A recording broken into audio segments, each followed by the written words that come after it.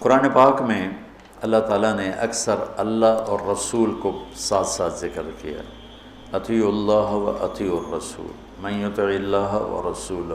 کل میں نے تھوڑا سا اس پہ بتایا تھا، تؤمنون باللہ و رسولہ، آمنوا باللہ و رسولہ، براءۃ من اللہ و رسولہ، اذان من اللہ و رسولہ، من یعص اللہ و رسولہ، من یشاقق اللہ و رسولہ۔ یہ قرآن میں بے شمار ہے کہ اللہ اپنے ساتھ اپنے حبیب کو لاتا، لیکن چند مقام ایسے ہیں جہاں اللہ اپنے ساتھ والدین کو لاتا ہے، ماں باپ کو لاتا ہے۔ اس کے علاوہ اللہ اور کسی چیز کو اپنے ساتھ ذکر نہیں، یا اپنے ساتھ اپنے حبیب کو ذکر کرتا ہے، یا پھر اس کے بعد اللہ تعالیٰ نے ماں باپ کو اپنے ساتھ ذکر کیا ہے۔ اس میں سے ایک مقام یہ ہے کہ اللہ تعالیٰ فرماتا ہے کہ اللہ کے ساتھ کسی چیز کو شریک نہ ٹھہراؤ اور والدین کے ساتھ احسان کرو، والدین کے ساتھ احسان کرو۔ وَقَضَىٰ رَبُّكَ أَلَّا تَعْبُدُوا إِلَّا إِيَّاهُ وَبِالْوَالِدَيْنِ إِحْسَانًا يَا بُنَيَّ لَا تُشْرِكْ بِاللَّهِ إِنَّ الشِّرْكَ لَظُلْمٌ عَظِيمٌ وَوَصَّيْنَا الْإِنسَانَ بِوَالِدَيْهِ۔ تو اللہ تعبدوا الا اللہ وبالوالدین احسانا، یہ قرآن میں کئی جگہ اللہ تعالیٰ نے اس کو اس طرح ذکر فرمایا کہ اپنے ساتھ والدین۔ اللہ کا شکر ہے کمزور سے کمزور مسلمان بھی مشرک نہیں ہوتا ہے، اس لیے اتنی جلدی کسی کو کہنا یہ مشرک ہے، یہ مشرک ہے، یہ مشرک ہے، یہ بڑی زیادتی کی بات ہے، بڑی زیادتی قبول ہے۔ اس سے احتیاط کرنی چاہیے، اس سے بچنا چاہیے۔ اللہ کے فضل سے مسلمان کے دل میں توحید ہے، وہ جہالت کی وجہ سے کوئی کچھ بول رہا ہوتا ہے، کوئی کچھ بول رہا ہوتا ہے، اس پر اس کو کافر قرار دے دینا، مشرک قرار دے دینا، یہ اتنا آسان نہیں ہے۔ تو میرا ملک تو ویسے ہی ٹکٹک کے کفر کے فتوے مل رہے ہیں، جتنے مرضی کٹوا لو، جتنے مرضی لکھوا، جنہوں مرضی کافر قرار دے دو، جنہوں مرضی، ہر قسم کے لوگ ہوتے ہیں۔ تو اللہ تعالیٰ ارشاد فرما رہے ہیں کہ ایک تو میری ذات میں شریک نہ ٹھہراؤ، یہ حرام ہے، اور دوسرا کیا ہے؟ بالوالدین احسان۔ احسان کا کیا مطلب ہے؟ کسی کام کو اس کی سب سے عالی شان خوبصورت شکل میں ادا کرنا، اس کو احسان کہتے ہیں۔ ہمارے اردو میں احسان کا مطلب ہے کسی کے ساتھ کوئی بھلا کر دینا، بغیر کسی معاوضے کے کسی کے کوئی ایسی مدد کر دینا، اس کو احسان کہتے ہیں۔ وہ بھی ہے، وہ بھی اس میں شامل ہے، لیکن عربی میں احسان ہے مل احسان ان تعبد اللہ کأنک تراہ فإن لم تکن تراہ فإنہ یراک۔ احسان کیا ہے؟ کسی جو کام بھی کرے، اچھائی کا، بھلائی کا، جو کام بھی کرے، اس کو اعلیٰ درجے پر کرنے کا نام ہے احسان۔ تو اللہ تعالیٰ یہاں ارشاد فرما رہا ہے کہ والدین کے ساتھ احسان۔ اچھا، ایک اس پہ ذرا غور کریں، اللہ تعالیٰ فرما رہا ہے آؤ میں تمہیں بتاؤں کہ حرام کیا ہے، ٹھیک ہے؟ کہتا ہے شرک نہیں کرنا ہے تو حرام ہے، اور والدین کے ساتھ احسان، یہ حرام کے نیچے کیسے آ گیا؟ کافی دیر میں اس کو سوچتا تھا کہ یہ ادھر تو اللہ کہہ رہا تعالوا اتل ما حرم علیکم ربکم، آؤ میں تمہیں بتاؤں کہ حرام کیا ہے، اللہ تشرکوا بہ شیئا، شرک نہ کرو، ٹھیک سمجھ آ گئی، وبالوالدین احسانا۔ اس کو پچھلے جملے سے یا تو نکالیں، یہ نیا جملہ ہے، اس کے نیچے لائیں تو پھر کیا مطلب ہے کہ پیچھے تو اللہ شروع کر رہا ہے، تو میں بتاتا ہوں حرام کیا چیز ہے، شرک، ٹھیک، اور والدین کے ساتھ احسان۔ تو اگر ہم ظاہری نظر سے دیکھیں اور غور نہ کریں تو یوں لگتا ہے جیسے والدین کے ساتھ احسان بھی حرام ہے۔ میری بات سمجھ میں آئی ہے نا؟ ایسا ٹھیک ہے؟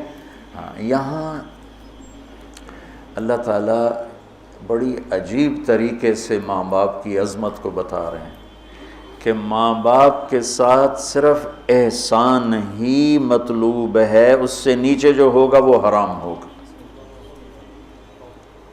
حرام سے نہیں نکل سکو گے۔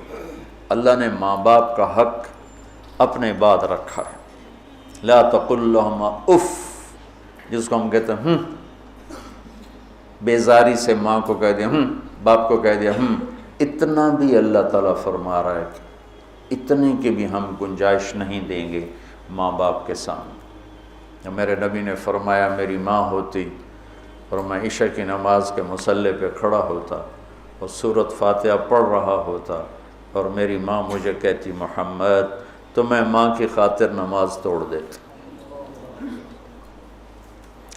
جریج نے نماز نہ توڑی ماں کی پکار پر، اللہ کے نبی کا فرمان اگر وہ عالم ہوتا تو نماز توڑ دے، وہ عابد تھا وہ نماز توڑ دیتا، اگر وہ عالم ہوتا تو وہ نماز توڑ دیتا، وہ نفل نماز تھی۔ تو اللہ تعالیٰ وَقَضَىٰ رَبُّكَ أَلَّا تَعْبُدُوا إِلَّا إِيَّاهُ وَبِالْوَالِدَيْنِ إِحْسَانًا، کہ تیرے رب کا فرمان ہے، تیرے رب کا اعلان ہے کہ بندگی صرف اللہ کی ہے اور احسان ہے والدین کے ساتھ۔ تو یہاں یہ ایک خوبصورت انداز میں تاکید کی انتہا ہے کہ احسان سے نیچے جو ہوگا وہ اسی حرام میں آئے گا، احسان سے بھی کوئی اوپر کی بات ہے تو وہ کر کے دکھا، وہ کر کے دکھا۔ جو ابو ہریرہ رضی اللہ تعالیٰ عنہ کی نے مسجد میں جہاد کی ترغیب سنی تو آ کے ہتھیار اٹھانے لگے۔ ماں نے پوچھا کہاں جا رہے ہو؟ کہا میں جہاد پہ جا رہا ہوں۔ تو کہنے لگی میں تو اکیلی ہوں، میرا پیچھے کیا بنے گا؟ کہا یہ نہیں مجھے پتا، بس میں جا رہا ہوں۔ تو انہوں نے بہت محنت کی، وہ مانے نہیں۔ پھر انہوں نے اپنے چھاتیوں کی طرف اشارہ کیا، دیکھو میں نے تمہیں یہ دودھ پلایا، اس کے واسطے رک جا۔ کہا نہیں میں نہیں رکوں گا، ہتھیار اٹھا کے چل دیے۔ ان کی والدہ نے اللہ کے نبی کو پیغام بھیجا کہ میں نے دودھ کا واسطہ دیا پھر بھی یہ مجھے چھوڑ کے جا رہا۔ تو ابو ہریرہ جب آئے تو آپ نے منہ یوں پھیر لیا، میں آپ کو بتا چکا ہوں کہ آپ کی ناراضگی کی نشانی تھی کہ آپ دیکھ کے منہ یوں پھیر لے، آپ نے منہ پھیر لیا۔ تو ابو ہریرہ یا رسول اللہ خیریت تو ہے؟ کیا ہوا؟ کہ تیری ماں تجھے دودھ کا واسطہ دیتی ہے اور تو پھر ہتھیار اٹھا کے جہاد کو جاتا ہے، مجھے تیرے ایسے جہاد کی کوئی ضرورت نہیں، چل جا اپنی ماں کے پاؤں میں بیٹھ، وہی تیرا جہاد۔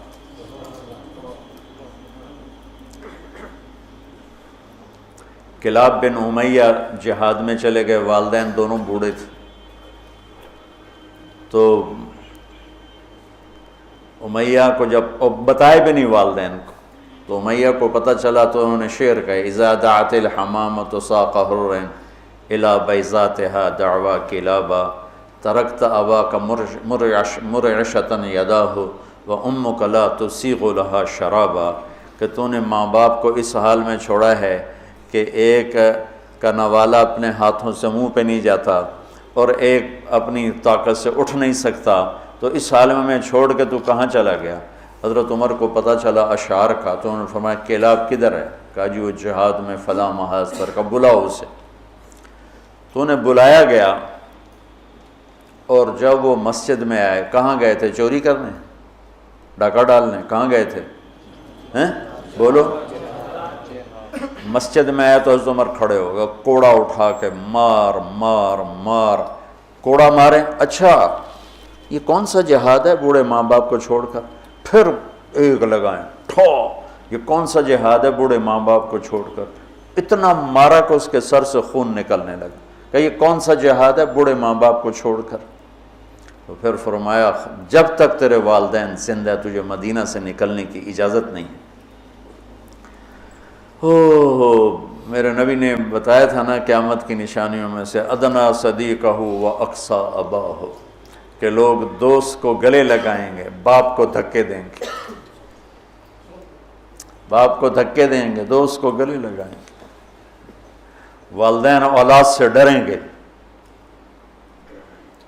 اطاع الرجل زوجتہ وعق امہ، بیویوں کی خاطر ماؤں کو ذلیل کریں گے۔ تو اس کو کم ان تلد الامۃ ربتھا، بیٹیاں ماؤں سے نوکرانیوں جیسا سلوک کریں گی۔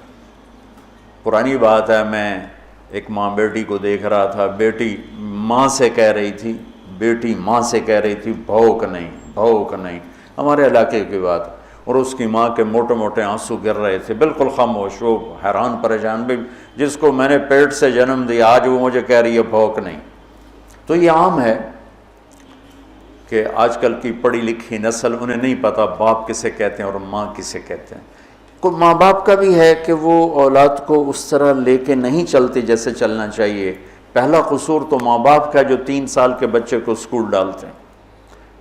محبت کی رسیوں کو کاٹنے والے والدین ہیں، محبت کی جڑوں کو اکھاڑنے والے والدین ہیں جو 3 سال کے بچے کو اسکول ڈال دیتے ہیں اور ماں کی گود سے محروم کر دیتے ہیں، اور وہ بچہ جتنے گھنٹے وہاں رہتا ہے اس کے اندر ایک لاوا پکتا رہا۔ چونکہ میں ہاسٹل لائف گزار چکا ہوں، مجھے اس کا خود ذاتی تجربہ ہے۔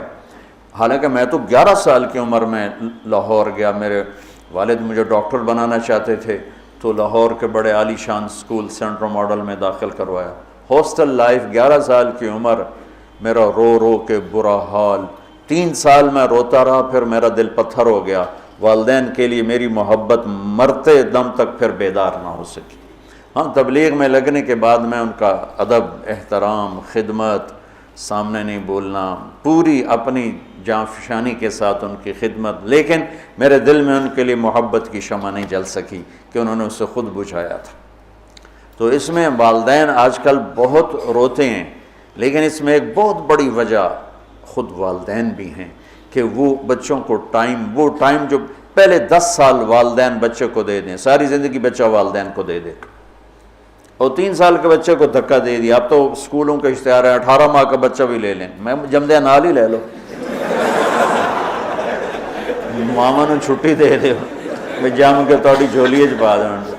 یہ میں کیا کروں، میرے دیس کا ڈاکٹر بھی تاجر ہے، وکیل بھی تاجر ہے، اور یہ علم والے بھی تاجر ہیں۔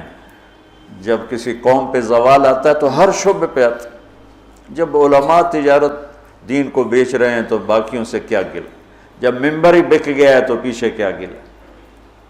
سارے ایسے نہیں ہیں، سارے وکیل ایسے نہیں، سارے ڈاکٹر ایسے نہیں، سارے علماء ایسے نہیں، یہ اکثریت کی بات ہے۔ ہر طبقے میں چونکہ شر غالب ہے تو ہر طبقے میں وہ غالب ہے۔ تو میرا رب کہتا ہے کہ ایک میری ذات میں شریک نہ ٹھہراؤ، اور ایک والدین سے احسان سے نیچے ہمیں قبول نہیں، احسان تک پہنچو گے تو قبول ہوگا۔ آپ جنت میں تشریف لے گئے تو قرآن کی تلاوت سنی، آپ نے فرمایا کون کر رہے تلاوت؟